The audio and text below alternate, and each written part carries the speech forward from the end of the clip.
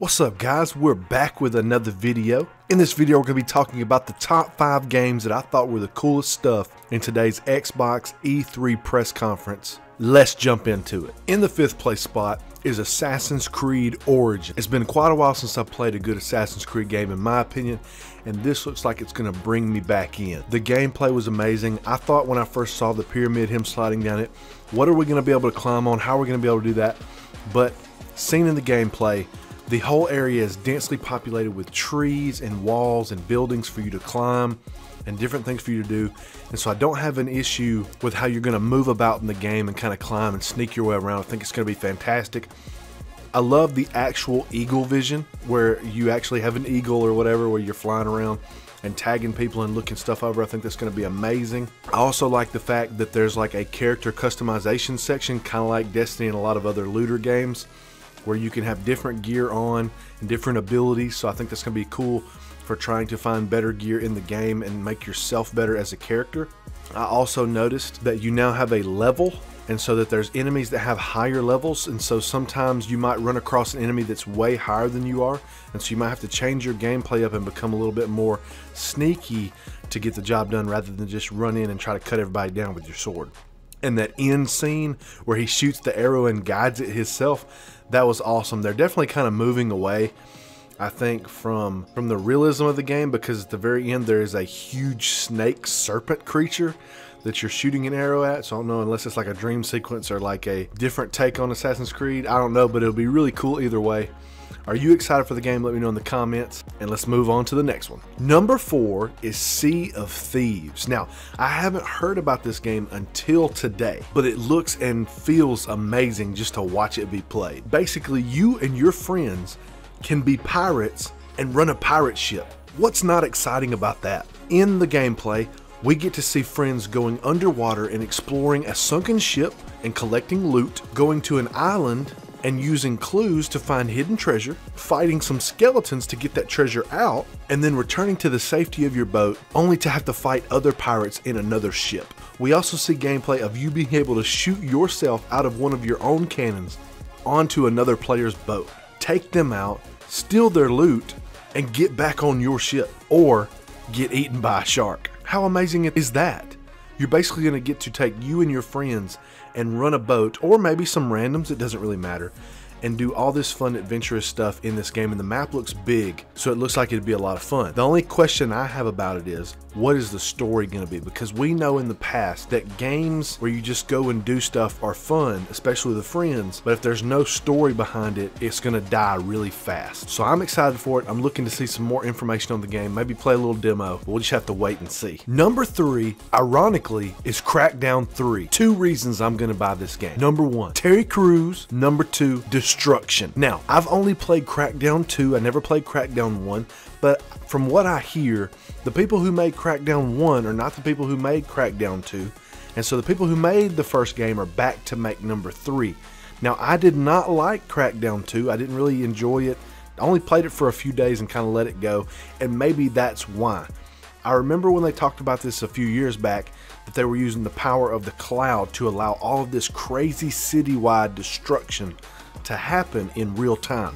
And so it looks amazing, and now that you've got the Xbox One X power, I think it's just going to be way better. Plus they've had these extra years to improve the game. They brought Terry Crews on. I mean, who else could you want to help advertise your game? So while I don't really know much about Crackdown 3 and what the game is going to be about, it seems very heavy on multiplayer and destruction, which in my opinion is going to be amazing and fun. So maybe you could find some cool ways to blow stuff up, knock buildings down, or maybe you could take a building down and not damage anything around it. That'd be pretty cool. So we'll just have to wait and see. I'm super excited about Crackdown 3. Are you? Let me know in the comments. For our number 2 spot, we have Shadow of War. Now, I played Shadow of Mordor and it was super fun, but one of the things I really didn't like about it was how empty the world was. There was a lot of stuff you could do and a lot of missions you could play and a lot of enemies you could fight, but everything seemed kind of empty for me at least. And so watching this gameplay today and seeing them kind of talk about how the game is going to be structured, I feel like it's not going to be as empty no more. We got to see one section where a guy that you messed up in Shadow of Mordor is coming back, and he's crossing the world to find you, and he can just find you in the middle of whenever.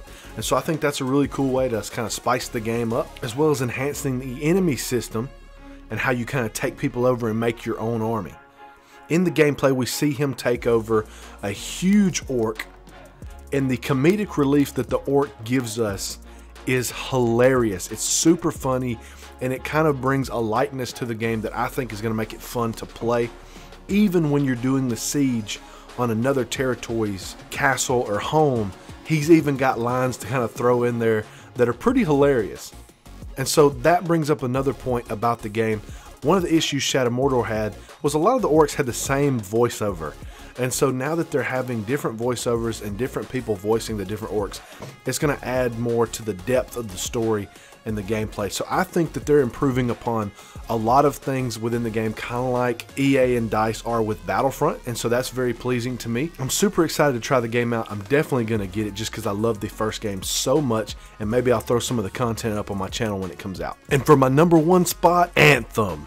And I'm sure this is going to be the #1 for pretty much all the other Destiny YouTubers out there, just because it's so much like Destiny. I've seen a lot of people trash talking it for being like Destiny, but in my opinion, it's a great thing. What's wrong with having two awesome games that are fun to play?